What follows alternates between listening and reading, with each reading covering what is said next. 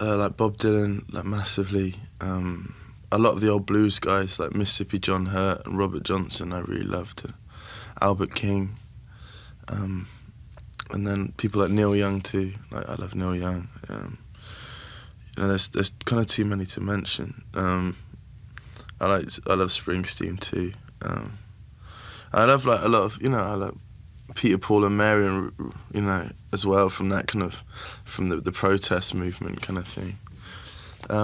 I just got, it's a wide range of stuff. I love a lot of old jazz stuff too. Like, I was really brought. I played in New Orleans about 6 months ago, and that was really incredible to go out on the Mississippi, and like I heard like Louis Armstrong, who I was brought up with him very prominently when I was a kid, and Jack Teagarden and people like that. So yeah, it's you know, a lot of the classic people, you know, as you'd expect. A lot of finger picking people too. Oh yeah, I mean, it's just the home. It's just the hub. It's the centre of the universe. America is the centre of the universe for that kind of stuff. So everyone really wants to come and go down south and sit on a rocking chair and listen to some guy play slide. You know, that's the dream of a lot of people who love music. They want to get down there and see where it all began. And because blues is the starting point for so many genres, and everything relates back to it. You know, it's. But yeah, the English especially. I mean, look, in the '60s, like, the Stones came over, you know, and they were just taking all this blues music that you guys already had and just, you know, reformatting it and just, you know, giving it back to you, you know. So it's, I mean, everyone looks at you guys with kind of, real kind of, what's the word? Envy, you know, for you guys having all that music here. It's really incredible. Yeah. Yeah, it was. I did actually. My first guitar was just like Spanish guitar, and like the strings were like, you know, that far apart. Yeah. And it was really great. I would like, I'd just buy a little guitar for my nephew, and I'm gonna get him the most horrible guitar I could possibly get, you know, because it's good. It just means it's so much easier when you actually play a good guitar. You know, if you start on a good guitar, you can't really. The only way's down, but the only way's up, and you know. I did. I started that way.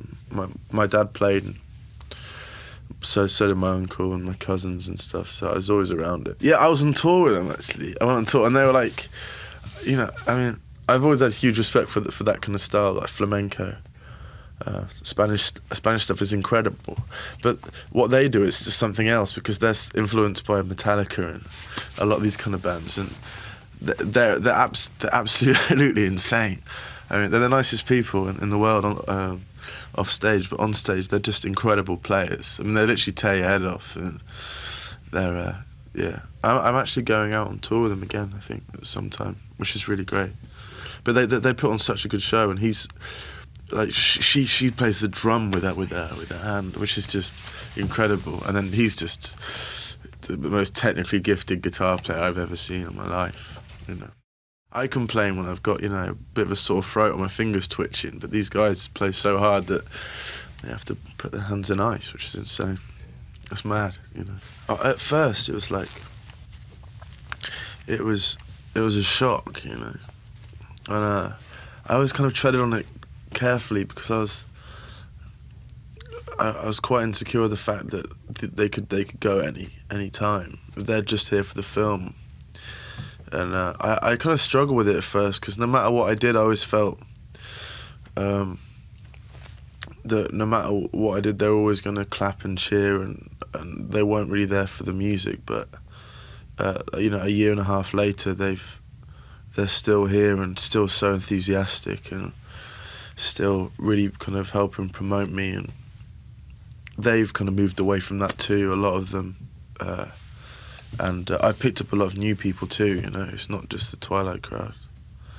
I mean, my music isn't really, it's not really kind of teeny, you know, it's quite lyrical, and it's not poppy at all, so that kind of worked those people, the people in it for the wrong reasons out of the way, just because of the connection. But it was a starting point for me, but I've toured so much since then, and I feel I've done so much, and that I'm very much on my own road now, you know. And I was always just very careful not to delve into it. I didn't do anything to promote it. I just kind of played and I never played this song that was in the film. I never ever played it.